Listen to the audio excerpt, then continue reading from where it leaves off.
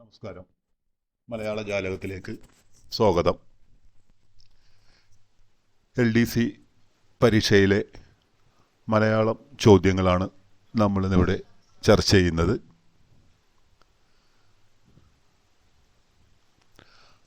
ആദ്യത്തെ ചോദ്യത്തിലേക്ക് വരാം. ചിഹ്നമാണ്. നമുക്കറിയാം, പല പരീക്ഷകളിലും ചിഹ്നങ്ങൾ ചോദിക്കാറുണ്ട്.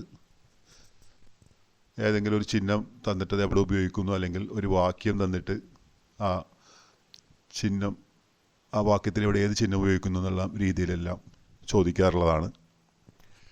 ഇവിടെ സംബോധനയ്ക്ക് ശേഷം ഉപയോഗിക്കുന്ന ചിഹ്നം എന്നുള്ളതാണ് ചോദ്യം. ഓപ്ഷൻ: പൂർണ്ണവിരാമം, അർദ്ധവിരാമം, അല്പവിരാമം, അപൂർണ വിരാമം. സംബോധനയ്ക്ക് ശേഷം ഉപയോഗിക്കുന്ന ചിഹ്നം. ഉത്തരം അല്പവിരാമമാണ്. അല്പവിരാമം. സർ, അത് അങ്ങനെയൊക്കെ നമ്മൾ അഭിസംബോധന അല്ലെങ്കിൽ സംബോധന ചെയ്തതിന് ശേഷം ഉപയോഗിക്കുന്ന ചിഹ്നമാണ് സർ, അല്ലെങ്കിൽ സുഹൃത്തെ, മിത്രമേ, മാന്യരെ, ആ രീതിയിലെല്ലാം വരുന്നതാണ്. ഇതിനെ മറ്റൊരു പേരുള്ളതാണ് അങ്കുശം. കോമ എന്നാണ് അതിന് ഇംഗ്ലീഷിൽ പറയുന്നത്. ആ ഇംഗ്ലീഷ് പേരും ഓർത്തു വയ്ക്കുന്നത് നല്ലതാണ്. പലപ്പോഴും ഇംഗ്ലീഷ് പേര് കൊടുത്തിട്ട് അതിന് മലയാളത്തിലെ ചിഹ്നത്തിന് പറയുന്ന പേര് എന്നുള്ള രീതിയിലൊക്കെ ചോദിക്കാറുണ്ട്. അല്ലെങ്കിൽ ഇതിൻ്റെ തന്നെ മറ്റൊരു പേര് പറഞ്ഞിട്ട് അതിൻ്റെ ഈ ചിഹ്നത്തിന് പറയുന്ന പേര് എന്നൊക്കെ കണ്ടിട്ടുള്ളതാണ് ചോദ്യങ്ങൾ. അതിൻ്റെ മറ്റൊരു ഉപയോഗമാണ് ഇതിനെ പറയുന്നത്. ഇപ്പോൾ നമ്മളത് പറഞ്ഞു, സംബോധനയ്ക്ക് ശേഷം ഉപയോഗിക്കുന്ന ചിഹ്നം എന്ന് പറഞ്ഞു. അത് കൂടാതെ വരുന്നതാണ് അങ്കവാക്യങ്ങളുടെ അവസാനത്തിൽ. അങ്കവാക്യം എന്ന് പറഞ്ഞാൽ അപൂർണവാക്യം. വാക്യങ്ങൾ പഠിക്കുന്നതാണ് അങ്കവാക്യവും അങ്കിവാക്യവും. ഇവിടെ അങ്കവാക്യങ്ങളുടെ അവസാനത്തിൽ അവൻ വന്നാൽ, അതാണ് അവൻ വന്നാൽ നീ അറിയിക്കണം. അപ്പോൾ അങ്കവാക്യങ്ങളുടെ അവസാനത്തിൽ ഉപയോഗിക്കുന്ന ചിഹ്നം എന്ന് ചോദിച്ചു കഴിഞ്ഞാലും അങ്കുശം തന്നെയാണ് വരുന്നത്, അല്ലെങ്കിൽ അല്പവിരാമം എന്ന് നമ്മളതിനെ പറയുന്നു. മറ്റൊരു ഉപയോഗമാണ് അതിൻ്റെ വരുന്നത്. ഒരേ പദവിഭാഗങ്ങൾ വേർതിരിക്കുന്നു, ഒരേ പരമ്പര പദങ്ങളെ വേർതിരിക്കുന്നു എന്നെല്ലാം പറയാറുണ്ട്. ഇപ്പോൾ ഇവിടെ ഉദാഹരണമായിട്ട് പറയുകയാണെങ്കിൽ നാലുകെട്ട്, കാലം, രണ്ടാമൂഴം, ഇത് MDയുടെ കൃതികളാണ്. ഇനി വേറൊരു രീതിയിലാണ് പറയുന്നതെങ്കിൽ നളിനി, ലീല, കരുണ, വീണപൂവ്, അങ്ങനെ ആ രീതിയിലൊക്കെ പറയാം. അപ്പോൾ ഒരേ പരമ്പര പദങ്ങൾ അല്ലെങ്കിൽ ഒരേ പദവിഭാഗങ്ങൾ വേർതിരിക്കാവുന്ന ഒരു ഉപയോഗം കൂടി അതിനുണ്ട്. ഈ ഓപ്ഷനിൽ വരുന്ന മറ്റ് ചിഹ്നങ്ങളുടെ ഉപയോഗങ്ങളും കൂടി നോക്കാം. പൂർണ്ണവിരാമം. പൂർണ്ണവിരാമത്തിന് ബിന്ദു, ഫുൾ സ്റ്റോപ്പ്. പൂർണ്ണവിരാമത്തിൽ ബിന്ദു, ഫുൾ സ്റ്റോപ്പ്. ഇത് പ്രധാനമായിട്ട് അതിൻ്റെ ഉപയോഗം വാക്യാവസാനത്തിൽ എന്തെങ്കിലും ഒരു വാക്യം എഴുതുമ്പോൾ അത് വാക്യം അവസാനിക്കുമ്പോൾ ഉപയോഗിക്കുന്ന ചിഹ്നം എന്നാണ് അതിനെക്കുറിച്ച് പറയുന്നത്. മറ്റൊന്ന് ചുരുക്കെഴുത്തിനും ഉപയോഗിക്കുന്ന ചിഹ്നം.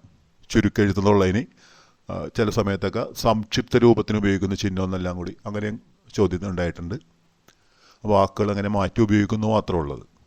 അപ്പോൾ വാക്യാവസാനത്തിനും ചുരുക്കെഴുത്തിനും ഉപയോഗിക്കുന്ന ചിഹ്നമാണ് പൂർണ്ണവിരാമം, ബിന്ദു, ഫുൾ സ്റ്റോപ്പ്. അവിടെ ഒരു വാക്യം പറഞ്ഞാണ്, ഗോപുരനടയിൽ എന്ന നാടകം രചിച്ചത് MD ആണ്. അപ്പോൾ ഇവിടെ ഈ വാക്യത്തിൽ രണ്ട് ഉപയോഗം വന്നിട്ടുണ്ട്. ഗോപുരനടയിൽ എന്ന നാടകം രചിച്ചത് MD ആണ്. അവിടെ വാക്യം അവസാനിക്കുന്ന ഫുൾ സ്റ്റോപ്പ്. നമ്മൾ ആ MD എന്ന് പറയുമ്പോൾ ആ MD വാസുദേവൻ നായരുടെ ആ ചുരുക്കപ്പേരിൽ അറിയപ്പെടുന്ന MD അതവിടെ അങ്ങനെ വന്നിട്ടുണ്ട്. രണ്ടാമത്തെ ഉദാഹരണം പറയുമ്പോൾ ONVയുടെ കവിതയാണ് ഉപ്പ്. ONVയുടെ കവിതയാണ് ഉപ്പ്. അപ്പോൾ അവിടെ ഒരു വാക്യമായിട്ടും വരുന്നുണ്ട്, ONV എന്നുള്ള ചുരുക്കെഴുത്തായിട്ടും വരുന്നുണ്ട്. കൂടാതെ ഉപയോഗിക്കുന്ന സാധാരണയായിട്ടൊക്കെ ഉപയോഗിക്കുന്ന ഡോക്ടർ എന്നുള്ളതിന് ഡോ, ഫാദർ എന്നുള്ള ഫാ, സിസ്റ്റർ എന്നുള്ള സി, അങ്ങനെയൊക്കെ. SK, ഇപ്പോൾ SK പൊറ്റക്കാട്ടിൽ നമ്മൾ സാധാരണ പറയുന്നതാണ് SKയുടെ കഥകൾ. ശങ്കരൻകുട്ടി എന്നുള്ള അതിൻ്റെ ചുരുക്കെഴുത്ത് രൂപമായിട്ടാണ് SK വരുന്നത്. മറ്റൊന്നാണ് അർദ്ധവിരാമം, രോധിനി, സെമിക്കോളൻ എന്ന് പറയുന്നത്. അർദ്ധവിരാമം, രോധിനി, സെമിക്കോളൻ. മഹാവാക്യത്തിലെ വാക്യം പഠിക്കുമ്പോൾ വാക്യത്തിലെ പഠിക്കുന്നതാണ് മഹാവാക്യം. മഹാവാക്യത്തിലെ അങ്കിവാക്യങ്ങൾ, അതായത് പൂർണ്ണവാക്യം വേർതിരിച്ച് കാട്ടാൻ ഉപയോഗിക്കുന്ന ചിഹ്നമാണത്. അപ്പോൾ അവിടെ അദ്ദേഹം ഒരു സംവിധായകൻ മാത്രമല്ല, മികച്ച അഭിനേതാവ് കൂടിയാണ്. ഒരു കാര്യം പറയുമ്പോൾ അതിൻ്റെ കൂടെ മറ്റൊരു കാര്യം കൂടി ചേർത്ത് പറയുന്നതാണ്. മഹാവാക്യത്തിലെ അങ്കിവാക്യങ്ങൾ വേർതിരിച്ച് കാണിക്കാൻ ഉപയോഗിക്കുന്ന ചിഹ്നം. അദ്ദേഹം ഒരു സംവിധായകനല്ല, മികച്ച അഭിനേതാവ് കൂടിയാണ്. ഓപ്ഷനിലായ മറ്റൊന്നാണ് അപൂർണ വിരാമം, ഭിത്തിക, കോളൻ എന്ന് പറയുന്നത്. സമപ്രാധാന്യമുള്ള രണ്ട് വാക്യങ്ങളുടെ ഇടയിൽ ഉപയോഗിക്കുന്നു. തുല്യ പ്രാധാന്യമുള്ള രണ്ട് വാക്യങ്ങളുടെ ഇടയിൽ ഉപയോഗിക്കുന്നതാണ്. ഉദാഹരണം പറയുന്നത് ഇതിഹാസങ്ങൾ രണ്ടാണ്. അവിടെ ആ ചിഹ്നം വന്നു കഴിഞ്ഞിട്ട് രാമായണം മഹാഭാരതം, അല്ലെങ്കിൽ പുണ്യനദികൾ രണ്ടാണ്, ഗംഗ യമുന, അങ്ങനെ എന്തെങ്കിലുമൊക്കെ വരാം. മറ്റൊരു ഉപയോഗമാണ് അന്യഭാഷണം അവതരിപ്പിക്കുന്നതിന് മുമ്പ് ഉപയോഗിക്കുന്നു. അന്യഭാഷണം അവതരിപ്പിക്കുന്നതിന് മുമ്പ് ഉപയോഗിക്കുന്ന ഒരു ചിഹ്നമാണ് വരുന്നത്. ഇപ്പോൾ ഗാന്ധിജി പറഞ്ഞു അതിന് ഇപ്പോൾ ചിഹ്നം വരുന്നുണ്ട്. ഇനി ഗാന്ധിജി പറഞ്ഞുള്ളടത്തത് ഇൻവെർട്ടഡ് കോമയിൽ അത് വരുന്നു. ഇന്ത്യയുടെ ആത്മാവ് ഗ്രാമങ്ങളിലാണ്, അങ്ങനെ എന്തെങ്കിലും ഒരു ഗാന്ധിജി പറഞ്ഞൊരു കൊട്ടേഷൻ എടുത്ത് അവിടെ കൊടുക്കുന്നു. ഇതാണ് ചിഹ്നങ്ങളുടെ, നമുക്ക് ഓപ്ഷനിലായ 4 ചിഹ്നങ്ങളുടെ ഉപയോഗം വരുന്നത്. അടുത്തത് വെളുത്ത പശു പച്ചപ്പുല്ല് വേഗത്തിൽ തിന്നുന്നു. വെളുത്ത പശു പച്ചപ്പുല്ല് വേഗത്തിൽ തിന്നുന്നു. ഇവിടെ ഈ ചോദ്യത്തിലെ ക്രിയാവിശേഷണം ഏതാണെന്നുള്ളതാണ്. ക്രിയാവിശേഷണം ഏതാണ്? വെളുത്ത പശു പച്ചപ്പുല്ല് വേഗത്തിൽ തിന്നുന്നു. ക്രിയാവിശേഷണം, ആ വിശേഷണം നമ്മൾ പഠിക്കുമ്പോൾ നാമവിശേഷണം, ക്രിയാവിശേഷണം, വിശേഷണം നമ്മൾ പഠിക്കുന്നുണ്ട്. ഉത്തരത്തിലേക്ക് വരാം. 3 രീതിയിൽ നമ്മൾ പഠിക്കുന്നുണ്ട്: നാമവിശേഷണം, ക്രിയാവിശേഷണം, വിശേഷണം. അപ്പോൾ വെളുത്ത പൂവ് എന്ന് പറയുമ്പോൾ നാമവിശേഷണമാണ്. വെളുത്ത പൂവ് എന്നുള്ള നാമവിശേഷണം. അവിടെ പതിയെ എഴുതി, അപ്പോൾ അവിടെ പൂവിനെ വിശേഷിപ്പിക്കുന്നതാണ് വെളുത്ത എന്ന് പറയുന്നത്. അപ്പോൾ അതാണ് നാമത്തെ വിശേഷിപ്പിക്കുന്നത് നാമവിശേഷണം. എഴുതി എന്ന ക്രിയയെ വിശേഷിപ്പിക്കുന്നത് പതിയെ എഴുതി, അത് ക്രിയയെ വിശേഷിപ്പിക്കുന്ന ക്രിയാവിശേഷണം. വളരെ ചെറിയ, തീരെ പതിയ, വളരെ വേഗത്തിൽ, അങ്ങനെയൊക്കെ വരുമ്പോഴാണത് വിശേഷണത്തെ വിശേഷിപ്പിക്കുന്നതാണ് വിശേഷണമെന്ന് പറയുന്നത്. അപ്പോൾ ഇവിടെ നമുക്ക് ഉത്തരം വന്നത് നേരത്തെ എടുത്ത ചോദ്യത്തേക്ക് പറഞ്ഞാണെങ്കിൽ വേഗത്തിൽ, ക്രിയാവിശേഷം അതാണ്, വേഗത്തിൽ തിന്നുക. തിന്നുന്നു എന്ന ക്രിയയെ വിശേഷിപ്പിക്കുന്നത് വേഗത്തിൽ തിന്നുന്നു എന്നുള്ളതാണ് വരുന്നത്. അപ്പോൾ വേഗത്തിൽ തിന്നുന്നു എന്നുള്ളതിൻ്റെ ഉത്തരം വരുന്നത്. ഇത് തന്നെയാണ് നമ്മൾ ഭേദകം എന്ന് പഠിക്കുന്നത്. ഭേദകത്തിൽ നമ്മൾ ഇതുപോലെ 7 ഓരോ വിശേഷണം എന്തായിട്ട് വരുന്നു എന്നുള്ള രീതിയിൽ 7 ഭേദകങ്ങൾ പഠിക്കുന്നുണ്ട്. അത് ആ ഭേദകത്തിൻ്റെ ചോദ്യങ്ങളത് വിശദമാക്കാതെ. അടുത്ത ചോദ്യമാണ് കറുത്ത പേന കൊണ്ട് എഴുതി. ഈ വാക്യത്തിലെ ദ്യോതക ശബ്ദം എന്നുള്ളതാണ്. കറുത്ത പേന കൊണ്ട് എഴുതി, അതിൽ ദ്യോതക ശബ്ദം കറുത്ത പേന കൊണ്ട് എഴുതി. ഇവിടെ ദ്യോതകം എന്ന് പറയുമ്പോൾ ശബ്ദം എന്ന വിഭാഗത്തെ 2ആയി തിരിക്കുന്നുണ്ട്. ശബ്ദം എന്ന വിഭാഗത്തെ 2ആയി തിരിക്കുമ്പോഴാണ് വാചകം, ദ്യോതകം. പൂർണ്ണതയുള്ള ശബ്ദത്തെ വാചകമെന്നും ഏതെങ്കിലും ശബ്ദത്തോട് ചേർന്ന് നിന്നുകൊണ്ട് മാത്രം അർത്ഥം നൽകുന്നവയെ ദ്യോതകമെന്നുമാണ് പറയുന്നത്. അപൂർണ ശബ്ദത്തെയാണ് ദ്യോതകം എന്ന് പറയുന്നത്. വാചകം, ദ്യോതകം, അങ്ങനെയാണ് നമ്മൾ തിരിക്കുന്നത്. അപ്പോൾ ഇതിൽ ദ്യോതക ശബ്ദം, അപൂർണ ശബ്ദം ഏതെന്നുള്ളതാണ് വരുന്നത്. അപ്പോൾ ഇവിടെ കറുത്ത എന്ന് പറയുമ്പോഴും അതിന് ഒരു പൂർണ്ണത ഉണ്ട്. പേന എന്ന് പറയുമ്പോഴും പൂർണ്ണതയുണ്ട്. കൊണ്ട് എന്ന് പറയുമ്പോൾ അതിന് അപൂർണമാണ്. അപ്പോൾ കൊണ്ട് എന്ന ശബ്ദം കറുത്ത എന്ന് പറയുമ്പോഴും പേന എന്ന് പറയുമ്പോഴും എഴുതി എന്ന് പറയുമ്പോഴും അത് ഓരോ വിഭാഗത്തെ സൂചിപ്പിക്കുകയാണ്. കൊണ്ട് എന്നുള്ളത് മാത്രം ഇതിനോട് ചേർന്നുകൊണ്ടാണത് നിൽക്കുന്നത്. അപ്പോൾ കൊണ്ട് എന്നുള്ളതാണ് ദ്യോതകമായിട്ട് വരുന്നത്. കൊണ്ട് എന്നുള്ളതാണ് ഇതിവിടെ ദ്യോതകമായിട്ട് വരുന്നത്. ഈ ദ്യോതകത്തെ തന്നെ 2ആയി തിരിക്കുന്നുണ്ട്. ദ്യോതകത്തെ തന്നെ 2ആയി തിരിക്കുമ്പോൾ ആദ്യം വരുന്നത് നിപാതം, അവ്യയം എന്നാണ് ഇതിനെ ആദ്യം തിരിക്കുന്നത്. നിപാതം, അവ്യയം. നിപാതം എന്ന് പറഞ്ഞാൽ ജന്മന ദ്യോതകങ്ങളാണ്. അപ്പോൾ ജന്മന ദ്യോതകങ്ങളാണത്. അവ്യം എന്ന് പറഞ്ഞാൽ പിൽക്കാലത്ത് അർത്ഥ ലോപം വന്ന് ഇത് ദ്യോതകങ്ങളായി മാറിയ വാചകങ്ങളെയാണ് അവ്യം എന്ന് പറയുന്നത്. അപ്പോൾ വാചകങ്ങളായിരുന്നു, പിന്നീട് അതിന് അർത്ഥം നഷ്ടപ്പെട്ടു പോവുകയാണ്. അങ്ങനെയാണ് അത് ദ്യോതകമായിട്ട് മാറുന്നതാണ്. നിപാതം ജന്മനാ ദ്യോതകങ്ങൾ എന്നാണ് പറയുന്നത്. അപ്പോൾ ഇവിടെ അവ്യം എന്ന് പറയുമ്പോൾ കുറിക്കുന്നു എന്നൊരു പദം അതിൻ്റെ അർത്ഥം നഷ്ടപ്പെട്ട് കുറിച്ച് എന്നായി. പറ്റുന്നു എന്നുള്ളത് അർത്ഥം നഷ്ടപ്പെട്ട് പറ്റി എന്നായി. നിൽക്കുന്നു എന്നുള്ളത് നിന്ന്, അങ്ങനെയൊക്കെ ആയിട്ട് അത് മാറുകയാണ് ചെയ്യുന്നത്. അപ്പോൾ അവിടെ കുറിച്ച്, പറ്റി, നിന്ന് ഇതെല്ലാം അവയവങ്ങളാണ്. അവയവ് എന്ന വിഭാഗത്തിൽ വരുന്നതാണ്. അത് കൂടാതെ ദ്യോതകത്തെ രണ്ടായി തിരിക്കുന്നത് കൂടാതെ അതിനെ നമ്മൾ പിന്നീട് നാലായിട്ട് അതിൻ്റെ വ്യാപാരം അല്ലെങ്കിൽ അതിൻ്റെ പ്രവർത്തനത്തെ അടിസ്ഥാനമാക്കി നാലായിട്ട് തിരിക്കുന്നുണ്ട്. ഗതി, ഘടകം, വ്യാക്ഷേപകം എന്ന് തിരിക്കുന്നുണ്ട്. അങ്ങനെ ഗതി, ഘടകം, വ്യാക്ഷേപകം തിരിക്കുന്നുണ്ട്. അപ്പം അവിടെ ഏതെങ്കിലും ഒരു വിഭക്തിയോട് ചേർന്ന് അർത്ഥം നൽകുന്നതിനെയാണ്, അതിൻ്റെ അർത്ഥം പരിഷ്കരിക്കുന്നതിനെയാണ് നമ്മൾ ഗതി എന്ന് പറയുന്നത്. ഇപ്പോൾ ഉദാഹരണം പറയണേ, പുഴ പ്ലസ് ഇൽ, പുഴയിൽ, ഊടെ, വനത്തിൽ വെച്ച്, അങ്ങനെയൊക്കെ വരുന്നതാണ്. ഘടകം എന്ന് പറയുമ്പോൾ ഓ എന്നുള്ളതാണ് ഘടകം എന്ന് പറയുന്നത്. അതുപോലെ തന്നെ വ്യാക്ഷേപകം, വിക്ഷേപണി എന്ന ചിഹ്നം ഉപയോഗിച്ചുകൊണ്ട് പറയുന്ന വ്യാക്ഷേപകം, ഇതൊന്നിലും പെടാത്തതിനെയാണ് കേവലം എന്ന് പറയുന്നത്. അപ്പോൾ അങ്ങനെ ദ്യോതകത്തെ നാലായിട്ടും ഇത് ചെയ്യുന്നുണ്ട്. അപ്പോൾ ഇതിൻ്റെ ഉത്തരം നമ്മൾ പറഞ്ഞു കഴിഞ്ഞു. ഉത്തരം കൊണ്ട് എന്നുള്ളതാണ്. ഇവിടെ മറ്റു ഓപ്ഷൻ ഉണ്ടായിരുന്നത് കറുത്ത എന്നുള്ളത് അതൊരു ഭേദകമാണ്, പേന എന്നുള്ളത് നാമമാണ്, എഴുതി എന്നുള്ളത് ക്രിയയാണ്. നേരത്തെ സൂചിപ്പിച്ച ശബ്ദത്തെ രണ്ടായി തിരിക്കുമ്പോൾ വാചകം, ദ്യോതകം എന്ന് പറയുമ്പോൾ ദ്യോതകത്തിൻ്റെ വിവിധ വിഭാഗങ്ങളെക്കുറിച്ച് പറഞ്ഞു. വാചകത്തിൻ്റെ വിഭാഗങ്ങൾ വരുന്നത് നാമം, കൃതി, ഭേദകം എന്നാണ്. അപ്പോൾ നാമം, കൃതി അല്ലെങ്കിൽ ക്രിയ, ഭേദകം. അപ്പോൾ ഇവിടെ ഉണ്ടായിരുന്ന മറ്റ് 3 ഓപ്ഷനും വാചകത്തിൻ്റെ വിഭാഗങ്ങളിൽ വരുന്നതായിരുന്നു. ഭേദകത്തിൻ്റെ വരുന്നത് കൊണ്ടെന്ന് മാത്രമാണ് അതിൽ വരുന്നത്. അടുത്ത ചോദ്യം, മലയാളത്തിൽ എത്ര വ്യഞ്ജനാക്ഷരങ്ങളുണ്ടെന്നുള്ളതാണ്. മലയാളത്തിൽ എത്ര വ്യഞ്ജനാക്ഷരങ്ങളുണ്ടെന്നുള്ളതാണ്. ഓപ്ഷനിൽ 51, 36, 13, 38. അതിൻ്റെ ഉത്തരം 36ആണ്. എത്ര അക്ഷരങ്ങളുണ്ടെന്ന് ചോദിച്ചു കഴിഞ്ഞാൽ മലയാളത്തിൽ ഇപ്പോൾ ഉപയോഗിക്കുന്ന അക്ഷരങ്ങൾ അല്ലെങ്കിൽ മലയാളത്തിൽ പ്രചാരത്തിലിരിക്കുന്ന വ്യഞ്ജനങ്ങളുടെ എണ്ണം എന്നുള്ള പറയുന്നത് 36ഉം 13 സ്വരവുമാണ്. ഇപ്പോൾ നമ്മൾ 49 അക്ഷരമാണ് ഇപ്പോൾ പ്രചാരത്തിലുള്ളതെന്നാണ് പറയുന്നത്. പ്രചാരത്തിൽ അല്ലെങ്കിൽ പ്രയോഗത്തിലുള്ളത്. ഒരു കാലത്ത് അക്ഷരങ്ങളുണ്ടായിരുന്നു, പിൽക്കാലത്ത് അതെല്ലാം പ്രചാരത്തിൽ ഇല്ലാതെയായി. അപ്പോൾ ഇപ്പോൾ 36 വ്യഞ്ജനവും 13 സ്വരവുമാണ് നമ്മൾ ഉപയോഗിക്കുന്നത്.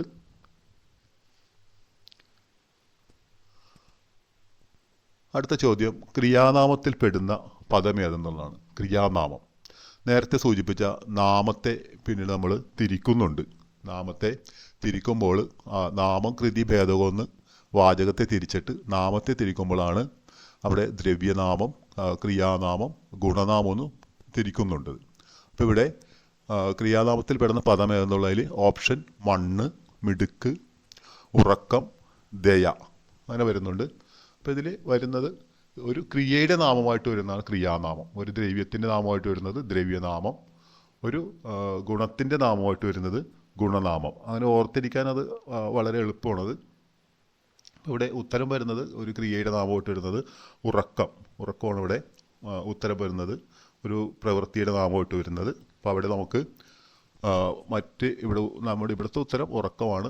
മറ്റ് ക്രിയാനാമങ്ങൾ വരണയാണെങ്കിൽ നമുക്ക് ചാട്ടം, ഓട്ടം, നോട്ടം അങ്ങനെയൊക്കെ ഉദാഹരണങ്ങൾ വരുന്നതാണ്. ഇപ്പോൾ ദ്രവ്യനാമം എന്ന് പറയുമ്പോൾ ഒരു ദ്രവ്യത്തിൻ്റെ നാമമായിട്ട് വരാം. ഇപ്പോൾ പൂവെന്നോ, സീതയെന്നോ, പുഴയെന്നോ, മലയെന്നൊക്കെ വരാം. അതെല്ലാം ദ്രവ്യനാമമായിട്ട് വരുന്നതാണ്. ഗുണനാമം എന്ന് പറയുമ്പോൾ അവിടെ വരുന്നതാണ്.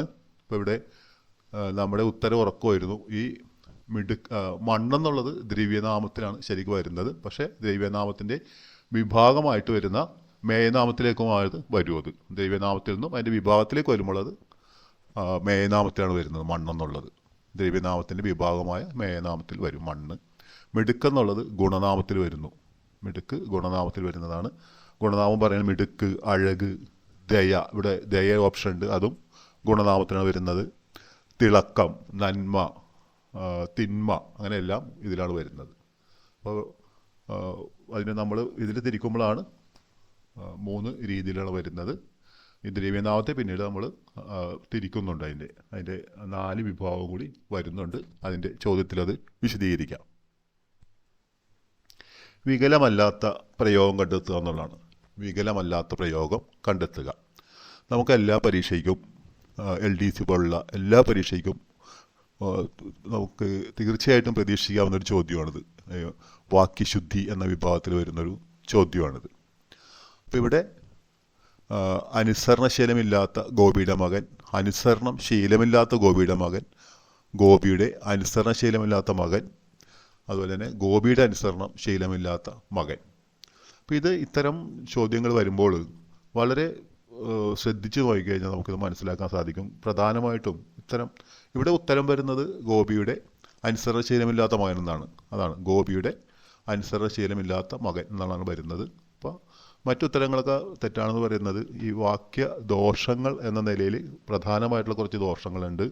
ഈ പൗനരുക്ത്യം എന്ന് പറയുന്നുണ്ട്. പൗനരുക്ത്യം എന്ന് പറഞ്ഞാൽ ഒരർത്ഥത്തെ സൂചിപ്പിക്കുന്ന വാക്ക് 2 പ്രാവശ്യം ഉപയോഗിക്കുക എന്നുള്ളതാണ്. അതാണ് പൗനരുക്ത്യം എന്ന് പറയുന്നത്. ഇപ്പോൾ ഉദാഹരണം പറയുകയാണെങ്കിൽ കോളേജ് യൂണിയൻ്റെ മുൻ ചെയർമാനായിരുന്ന മധുവാണ് പരിപാടി ഉദ്ഘാടനം ചെയ്തത്. കോളേജ് യൂണിയൻ്റെ മുൻ ചെയർമാനായിരുന്ന എന്ന് പറയുമ്പോൾ മുൻ എന്നുള്ളതും ആയിരുന്ന എന്നുള്ളതും ഒരേ അർത്ഥത്തിൽ വരുന്നതുകൊണ്ട് ആ വാക്യം തെറ്റാണ്. അപ്പോൾ അങ്ങനെ വാക്യം ദോഷത്തിൽ ഒന്നാണ് പൗനരുക്ത്യം എന്ന് പറഞ്ഞത്. ക്രമഭംഗം എന്നുള്ളതും ഇപ്പോൾ ഇവിടെ നമുക്ക് ആദ്യത്തേത് പറഞ്ഞ് നോക്കുകയാണെങ്കിൽ ക്രമഭംഗം എന്ന് പറയാം. കാരണം അനുസരണശീലമില്ലാത്ത ഗോപിയുടെ മകൻ എന്ന് പറയുമ്പോഴും അനുസരണശീലമില്ലാത്തത് ഗോപിക്ക് എന്നുള്ളൊരു ഇത് വരും. അപ്പോൾ അത് ക്രമഭംഗമാണത്.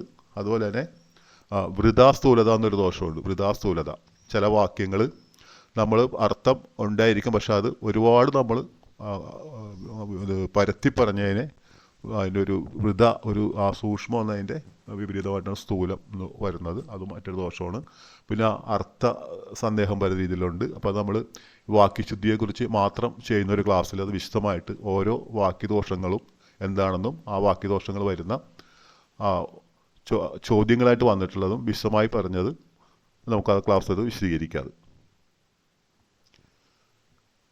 ഇനി വരുന്നതാണ് ചേരുംപടി ചേർക്കുക എന്നുള്ളത്. ഈ ഒരു രീതിയിലുള്ള ചോദ്യങ്ങൾ മിക്കവാറും എല്ലാ പരീക്ഷയ്ക്കും നമ്മൾ കാണുന്നതാണ്. ഇവിടെ ആദ്യത്തെ ഓപ്ഷൻ ഇവിടെ ഒരു ഓപ്ഷൻ കൊടുത്തിരിക്കുന്നത് കഥാപാത്രങ്ങളും മറുഭാഗത്ത് കൃതികളുമാണ് കൊടുത്തിരിക്കുന്നത്. അപ്പോൾ ആദ്യത്തെ ഓപ്ഷൻ കൊടുത്തിരിക്കുന്നത് താരാവലി ചന്ദ്രസേനൻ, രണ്ടാമത് കൊടുത്തിരിക്കുന്നത് സാവിത്രി ചാത്തൻ, മൂന്നാമത് കൊടുത്തിരിക്കുന്നത് വാസവദത്ത ഉപഗുപ്തൻ, നാലാമത്തെ കൊടുത്തിരിക്കുന്നത് ചെമ്പകവല്ലി.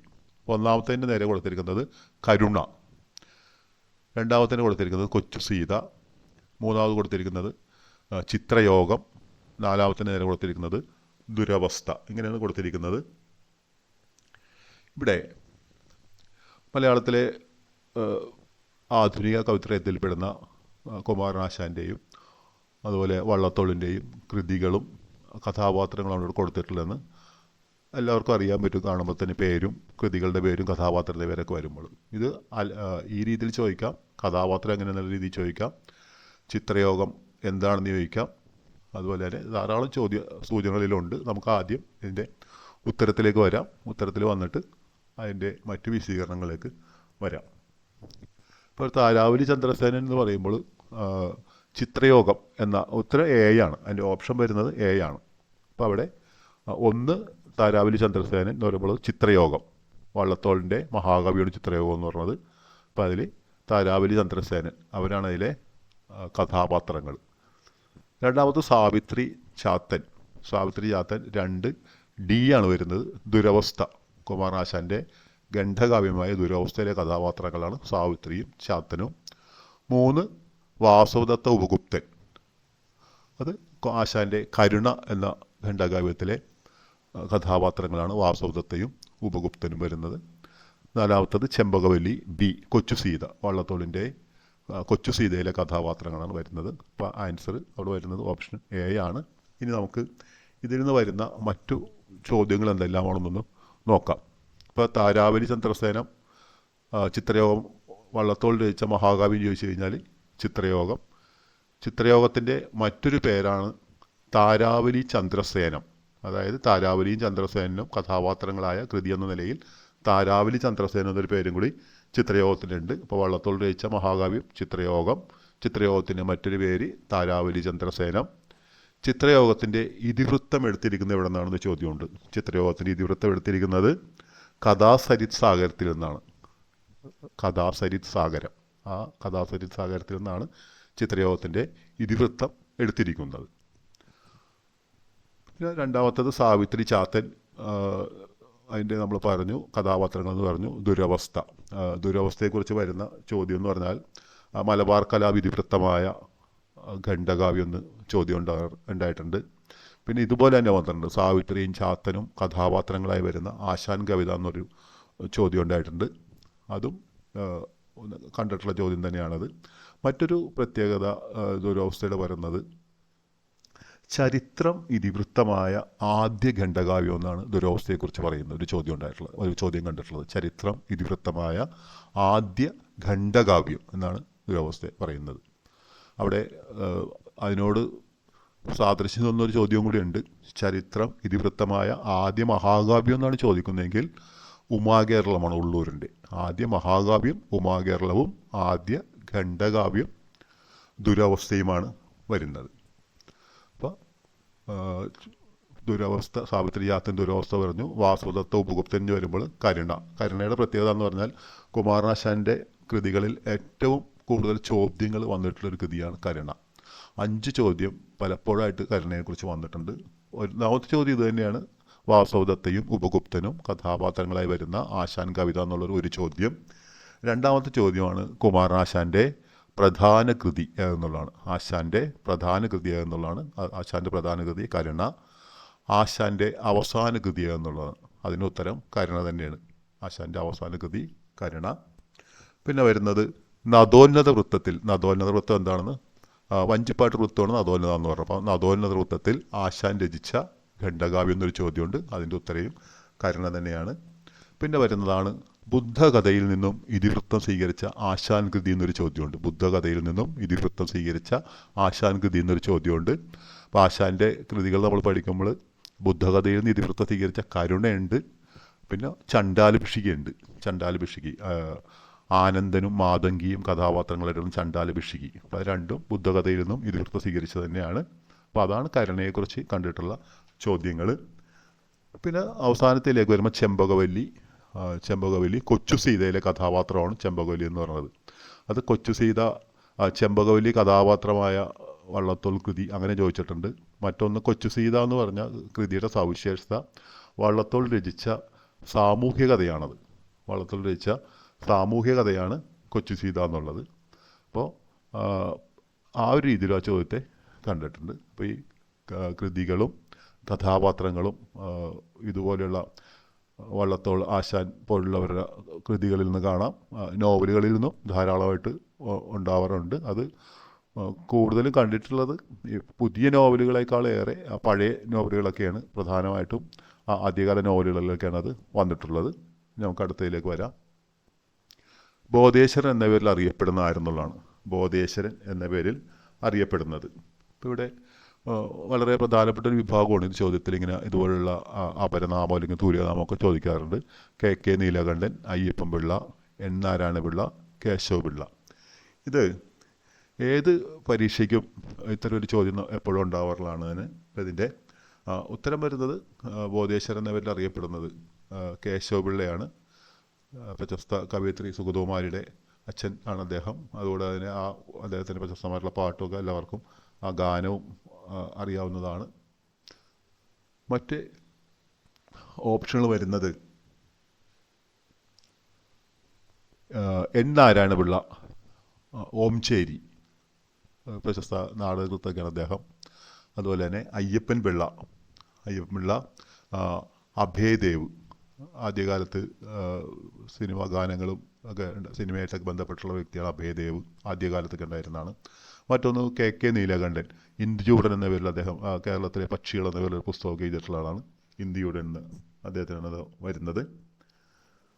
അപ്പോൾ ഇതിൻ്റെ ധാരാളം ചോദ്യങ്ങൾ ഈ വിഭാഗത്തിൽ നിന്നുള്ളത് നമുക്ക് ഉറപ്പായിട്ടും പ്രതീക്ഷിക്കാവുന്ന ഒരു ഇതിൽ വരുന്നതാണത്. അപ്പോൾ ആ ചോദ്യങ്ങളും എല്ലാം നോക്കി നോക്കുക. ഇതിൽ ധാരാളം ഇത് വരുന്നതെന്ന് പറഞ്ഞു കഴിഞ്ഞാൽ നമുക്ക് ഒരുപാട് ഇതിൽ അതിൻ്റെ ഇപ്പോൾ ചോദിച്ചവരൊക്കെ തന്നെ പിന്നെ പല പ്രാവശ്യമൊക്കെ ചോദിച്ചിട്ടുണ്ട്. വി അയ്യപ്പൻ, അതുപോലെ തന്നെ മറ്റ് പല ആളുകളെയും അത്തരം ഇതിൽ വരുന്ന പല ആളുകളെയൊക്കെ അവിടെ ചോദിച്ചിട്ടുണ്ട്. അപ്പോൾ ഈ ഒരു ഭാഗം കൂടി നന്നായിട്ട് ഓർത്ത് വയ്ക്കേണ്ടതാണ്. ഇതിൽ ഇത്തരം പരീക്ഷയ്ക്കത് ഓർത്ത് വയ്ക്കേണ്ടതാണ്. അപ്പോൾ ഈ ചോദ്യങ്ങൾ നിങ്ങൾക്ക് പ്രയോജനപ്പെട്ടെന്ന് കരുതുന്നു. ഇതുപോലുള്ള ചോദ്യങ്ങളും ഇതിൻ്റെ വിശദമായ ഉത്തരങ്ങളുമായിട്ട് നമുക്ക് മറ്റൊരു ക്ലാസ്സിൽ വീണ്ടും കാണാം. ചോദ്യത്തെക്കുറിച്ചുള്ള ഈ ക്ലാസ്സിനെ കുറിച്ചുള്ള നിങ്ങളുടെ അഭിപ്രായങ്ങളും നിർദ്ദേശങ്ങളും അറിയിക്കുക. നന്ദി.